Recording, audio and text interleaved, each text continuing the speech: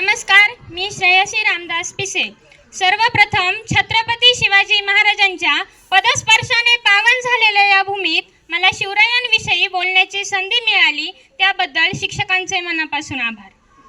स्वराज्यासाठी स्वतःचा जीव धोक्यात घालणारा एकमेव राजा ते म्हणजे छत्रपती शिवाजी महाराज। 10 नोव्हेंबर 1659 रोजी प्रतापगडाच्या पायथ्याशी राजा खानाला भेटायला जाणार। अफजल खान, तो खान एवढा बलाढ्य आहे, खान अफाट आहे, खान ज्यांनी शिवछत्रपतींचे बंधू संभाजी राजे यांना ठार मारलंय, तोच बलाढ्य खान आता भोसल्यांच्या कबिल्यात उरल्या एकल्या शिवाजी राजांवर चालून आलाय। कशी असेल त्यावेळी राजांची परिस्थिती, कशी असेल मानसिकता? का राजा त्यावेळी म्हणले असतील तानाजीला, तानाजी एवढा वेळ जातो का तू? नाही, सकाळपासून जरा अस्वस्थच वाटतंय, बहुतेक बीपी पण वाढला असेल, असं कर एवढा वेळ तू जा, मग पुढल्या वेळेस बघतो मी।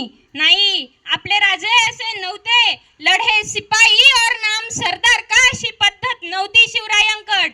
जिथं मरण आडवा आलं तिथं राजा स्वतः मरणाला भिडले, जिथं मृत्यू आडवा आला तिथं राजांनी स्वतः मृत्यू स्वीकारला।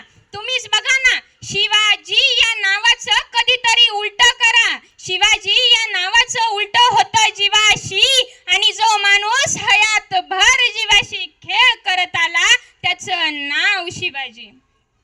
आणि सगळ्यात मोठं कौतुक म्हणजे महासाहेब जिजाऊंचं।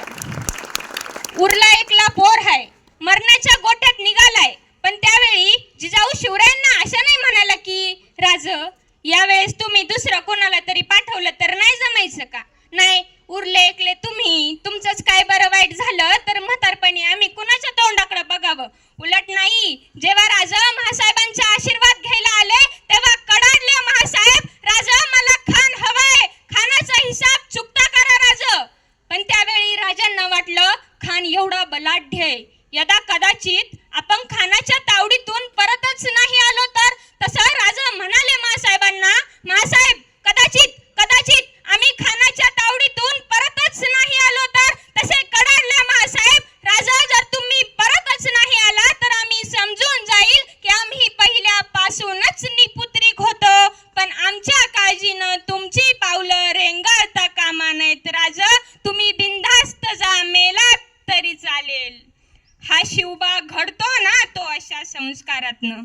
पण हल्ली आता परिस्थिती बदलली, आता आमची आई आम्हाला म्हणते दुनिया खड्ड्यात गेली तरी चालेल, पण बाळा फक्त तू जगला पाहिजे। दुनिया खड्ड्यात गेली तरी चालन, पण बाळा फक्त तू जगला पाहिजे। तू एक वेळेस काय केलं नाही तरी चालन, पण बाळा फक्त तू सुरक्षित राहिला पाहिजे। आता आमची धडपड फक्त पोरं जगवण्याकडं, पण जिथं पोरं फक्त जगण्यासाठी तयार केली जातात ना तिथं पोरं खूप लवकर मरतात, आणि जिथं पोरं स्वराज्यासाठी देशासाठी मरण्यासाठी तयार केली जातात ना तिथं पोरं मेली तरी पुरून उरतात। हा शिवचरित्राचा सगळ्यात मोठा सिद्धांत आहे। महाराजांच्या आयुष्यात असा एक प्रसंग नाही हो जो मृत्यूचा नाही।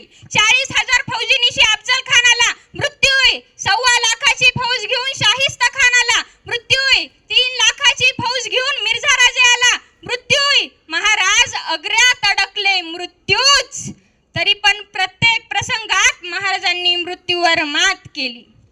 महाराज आग्र्यावरनं परत येतील का?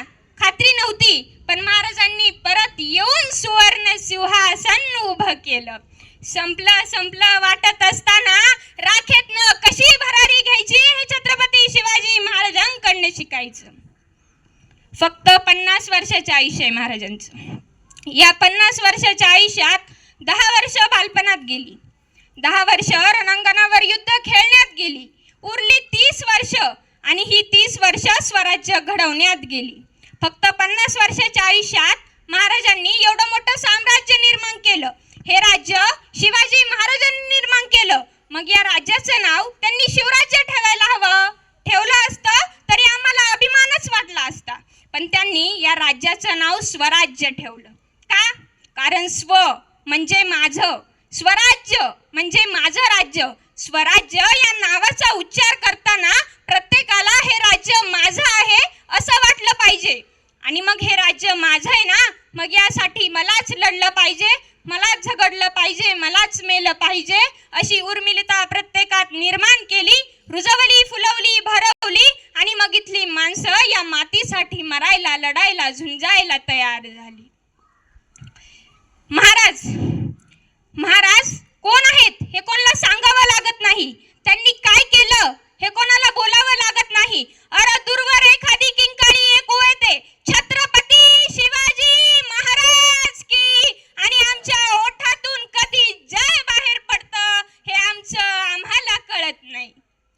आजवर अनेक राजे झाले, महाराज झाले, बादशाह झाले, सुलतान झाले, सम्राट झाले, आले तसे निघून गेले, पण छत्रपती शिवाजी महाराज हे नाव चिंतन राहील.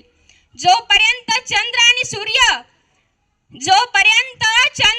सूर्य राहतील तोपर्यंत छत्रपती शिवाजी महाराज तुमच्या आमच्या काळजात जिवंत राहतील. छत्रपती शिवाजी महाराज की.